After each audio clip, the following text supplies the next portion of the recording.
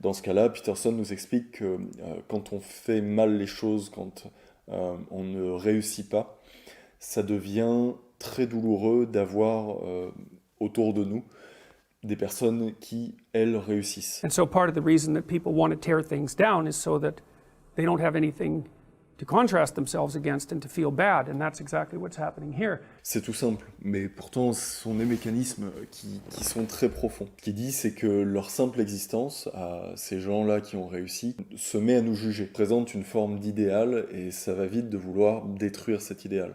C'est ce que fait Caïn quand il tue Abel. Et c'est un problème dont j'ai pu me rendre compte à l'atelier, parce que, comme vous le voyez, ici on crée les statues, et donc c'est la logique inverse de la destruction et le vandalisme qu'on voit de plus en plus aujourd'hui. Ce que je veux dire, c'est qu'aujourd'hui, quand on déboulonne une statue, quand on détruit une église, qu'on l'incendie, peu importe, toutes ces dégradations-là sont une destruction de l'idéal, autant physiquement, l'idéal esthétique, que du point de vue invisible, ou du point de vue, disons, moral, psychologique.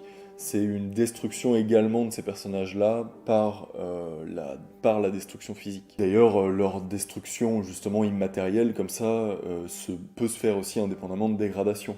On peut simplement cracher sur l'histoire de quelqu'un, détruire son image. C'est ce qu'on a pu voir quand on a fêté le bicentenaire de Napoléon. Il y a cette idée de revenir dessus et dire, voilà, cet homme, sans dire forcément que Napoléon est un idéal, mais si, en fait, Napoléon est une forme d'idéal. Ce qu'il a fait est incroyable. Et la tendance aujourd'hui serait plus à déconstruire cet idéal. Donc voilà, si aujourd'hui il y a beaucoup de destruction matérielle et symbolique, le fait de construire, fabriquer des statues, fait tout l'inverse. On essaye de perpétuer, autant matériellement que historiquement, symboliquement, un idéal qui a existé.